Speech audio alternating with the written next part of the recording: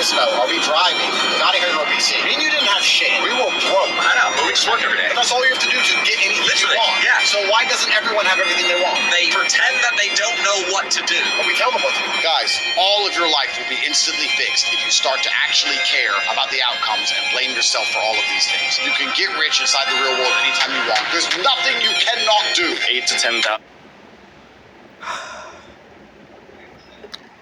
Guys, I don't want to sound like a pessimistic fuck and tell you that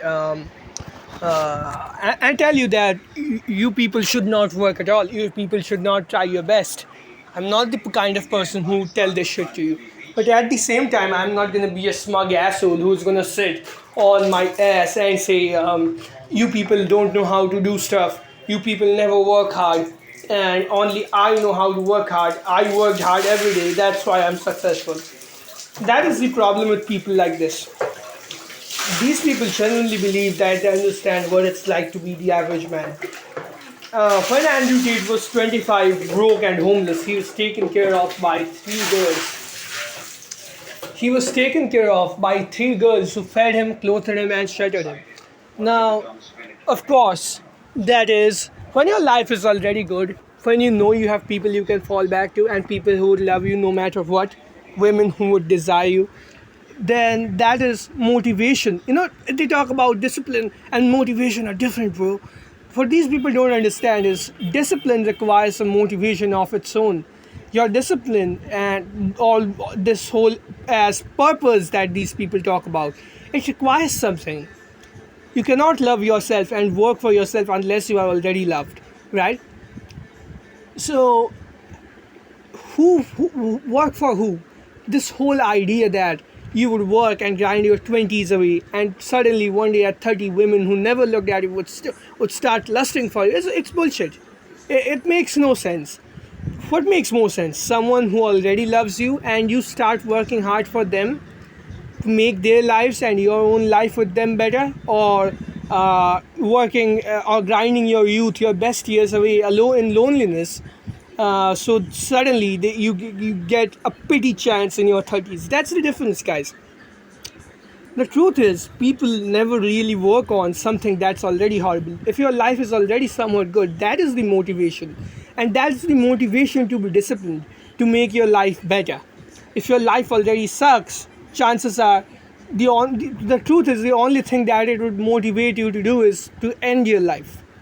I'm not telling you to do that. I'm telling you that that is what it usually does. If your life already sucks, that is not good motivation for you to improve it. If your life is already somewhat good, that is a good motivation to make your life better. Things go from good to better. They don't usually go from bad to good. They remain bad all the same, and people just cope their ass off to believe that they have gotten better.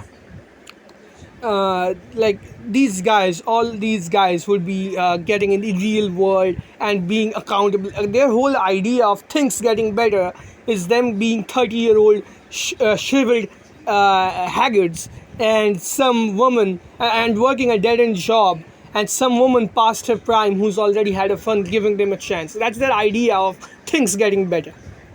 Truth is, the cases of people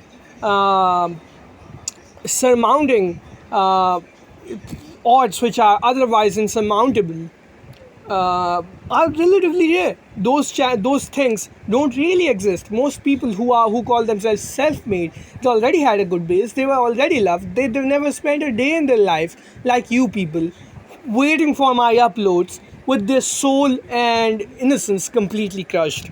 That's what these people never talk about. Or rehab rooms upload, depending on what your algorithm or Hammerhand, whoever that is, or Professor Desi Hammerhand, right?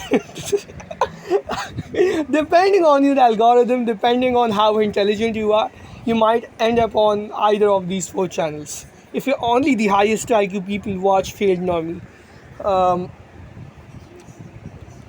So let's take the example of, and yeah, people don't really work on something that they're horrible at.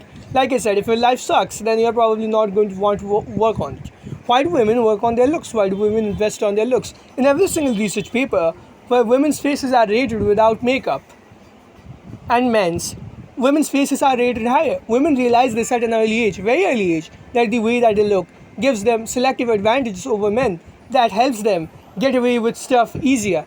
The way that they look and their inherent hormonal makeup makes them behave in ways which are punished less. Women realize this and they start working on it, which advantages them further and further. They're not oppressed and pushed into looking a certain way. They already understand that this benefits them. If something doesn't already benefit you, it's very difficult and nearly impossible to push yourself further and further without any external feedback. So don't listen to people who don't understand your struggles. Don't listen to people who have never spent a single day in your body, and definitely not smug assholes like Andrew Tate, who will never know what it's like to be you.